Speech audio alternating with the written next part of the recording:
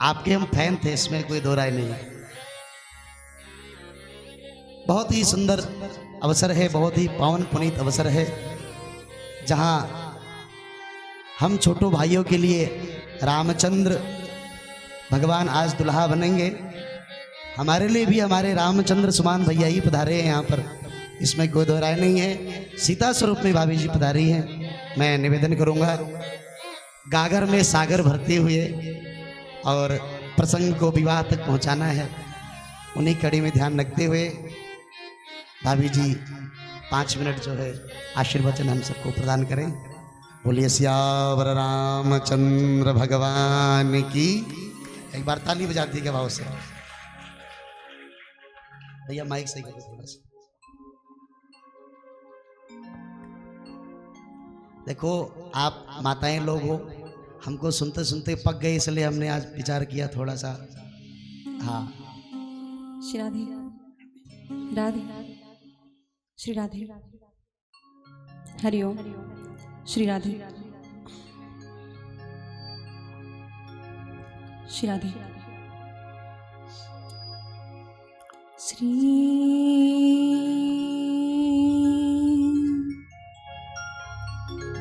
गुरु चरण कमले व्यो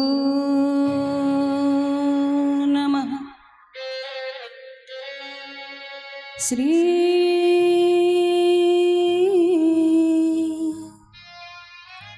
सरस्वती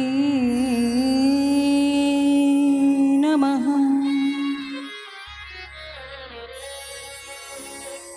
ध्येयं सदा परिभवघनमभीष्टदोहम् तीर्थास्पदं शिवविरञ्जिनुतं शरण्यं वृत्यार्तेऽहं प्रणतपाल भवाभिपूतं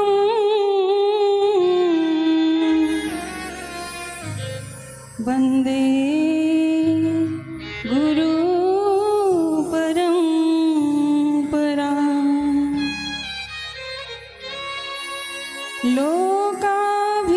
लोकाभिरामं रणरङ्गधीरं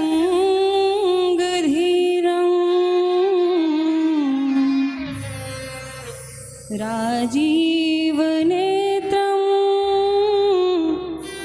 रघुवंशनाथं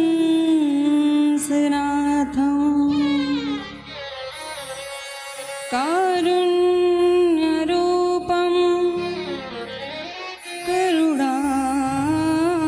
करुणाकरन्तं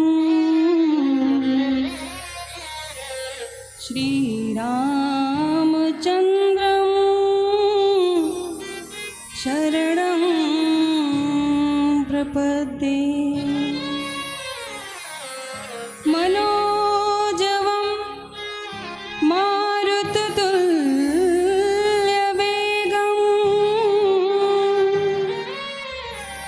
जितेन्द्रियं बुद्धिमतां वरिष्ठं वातात्मजं वानरयूथमुख्यं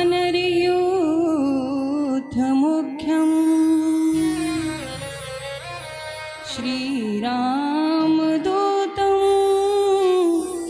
शरणं प्रपद्ये। श्रीरामदूतं शरणं प्रपद्ये। बोले श्री हनुमान जी महाराज की, श्री सीताराम जी महाराज की, शिवा के बिहारी सरकार की, श्री राधा रानी सरकार की, श्री सीताराम जी महाराज की। आज बड़े ही सौभाग्य की बात है, श्री ठाकुर जी की अहेतु की कृपा जो मुझ पर बरस रही है, ये मैं शब्दों में वर्णन नहीं कर सकती जो कृपा ठाकुर जी ने मुझ पे करी है।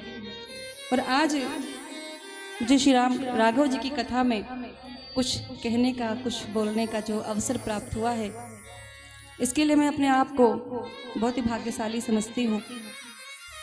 और हमसे बेहतर तो भाग्यशाली आप सभी हैं जो भगवान की कथा विगत कई दिनों से आप लोग सुन करके अपने मानव जीवन को धन्य बना रहे हैं, पावन कर रहे हैं। ये आप सबके पुण्य की प्रभाव है, क्योंकि कहते हैं कि भाग्यदेन बहुजन्म समर जितैन सत्संगम चलबते पुरुषो यदा वही। भगवान की कथा ऐसे प्राप्त नहीं हो जाती प्यारी। जब हमारे जन्म के पुण्य पुंज उदय होते हैं तब भगवान की कथा, भगवान की पावन गंगा में हम सभी को स्नान करने का परम सौभाग्य प्राप्त होता है। तो हम सभी बड़े भाग्यशाली हैं कि इस पावन से प्रांगण में विराजमान हो करके भगवान की मंगलमयी कथा को सुन करके अपने मानव जीवन को धन्य बना रहे हैं। क्योंकि गोस्वामी तुलसीदास जी महाराज कहते हैं कि आवत ये ही सर अति कठिनाई, आवत ये ही सर अति कठिनाई,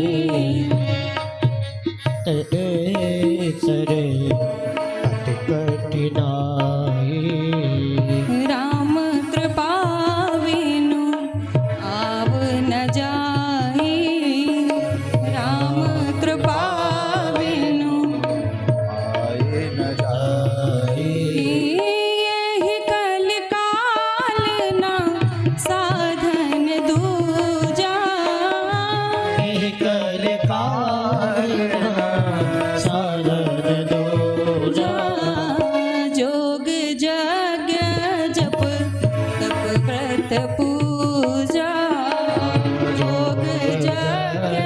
जप तप व्रत पूजा। बाबा कहते हैं कि आवत यही सर अति कठिनाई और राम कृपा बिन आव न जाए। यहाँ पर भक्त वैसे नहीं आ सकता, जब तक ठाकुर जी की बड़ी कृपा नहीं होती तब तक हम लोग यहाँ पर नहीं आ सकते। जब भगवान ही अपनी कृपामयी चुंबक से खींचता है तो भक्त घर पे रह नहीं पाता, वो भाग करके भगवान के दरबार में पहुँचता है और अपने जीवन को धन्य बनाता है। लेकिन आज का जमाना क्या है प्यारे, आजकल हम सभी टेंशन में बहुत रहते हैं, है ना। हर व्यक्ति को इतनी टेंशन कि टेंशन से ही परेशान रहता है। लेकिन जीवन में यदि भक्ति आ गई, यदि भगवान से प्रेम हो गया, जो टेंशन है वो टेंशन जाने कहाँ चला जाता है। तो कलिकाल में सिर्फ भगवान का भजन ही सर्वोपरि होता है, ना कि कुछ करो ना करो अलग विषय है। लेकिन यदि भगवान का नाम संकीर्तन हम लोग करते हैं तो हमारे जीवन का कल्याण हो जाता है। बोलिए बांके बिहारी सरकार की। तो आज का बस इतना ही सूत्र है कि हम परस्पर प्रेम करें एक दूसरे से, क्योंकि महाराज प्रायः घरों में देखा जाता है क्लेश बहुत हो रहा है। जितना ही धन संपत्ति हम लोग इकट्ठा कर रहे हैं, जितना भगवान हमको संपन्न करता जा रहा है, जितना हमारा विकास होता जा रहा है, जितना हम अध्ययन करते हैं, जितना पढ़ाई करते हैं, परंतु संस्कार जीवन में नहीं आ रहे हैं।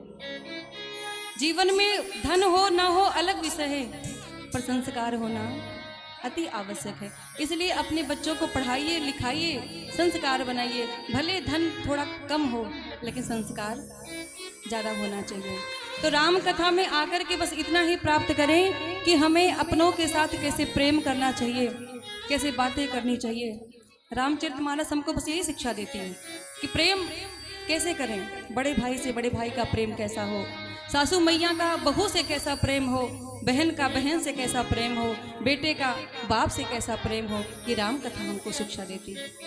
कहा जाता है हमें निज धर्म पर चलना सिखाती रोज रामायण, हमें निज धर्म पर चलना सिखाती रोज रामायण, हमें निज धर्म पर चलना सिखाती रोज रामायण।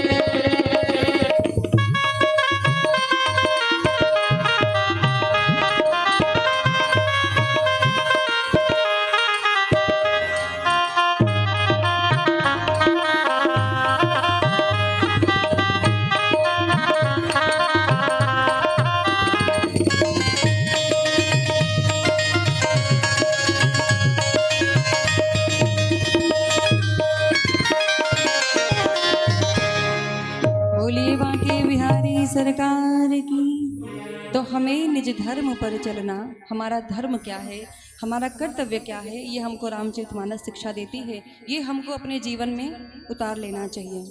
मेरे कहने का भाव सिर्फ इतना है मेरे प्यारे, कि आप कथा सुने, यहाँ से सुने और यहाँ उतारें। ऐसा नहीं कि यहाँ सुन करके और यहाँ निकाल दें। जीवन की जो भी अच्छी बातें हैं उसको हृदयंगम करना चाहिए, उसको धारण करना चाहिए, ना कि निकाल देना चाहिए। तो हमें निज धर्म पर चलना सिखाती रोज रामायण, सदा शुभ आचरण करना सिखाती रोज रामायण। ये रामचरितमानस हमको शिक्षा देती है, और मानव हम कैसे बने ये शिक्षा ही रामचरितमानस देती है। ऐसे रामचरितमानस के चरणों में मेरा बारंबार प्रणाम, और बहुत ज़्यादा समय ना लेते हुए अपनी वाणी को विराम करना चाहूँगी। और जो कुछ भी त्रुटि मुझसे हुई होगी आप सभी से क्षमा प्रार्थी हूँ, क्योंकि कथाएं तो मैं करती थी, ये कृपा है ठाकुर जी की, पर विराम है तो शायद त्रुटि हमसे हुई है, तो आप लोग क्षमा करें और अपना आशीर्वाद जरूर प्रदान करें। बोलिए बांके बिहारी सरकार की, श्री राधा रानी सरकार की।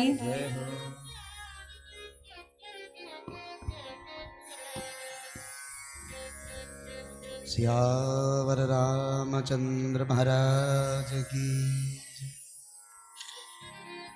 आदरणीय पूजनीय मातृस्वरूप भाभी जी,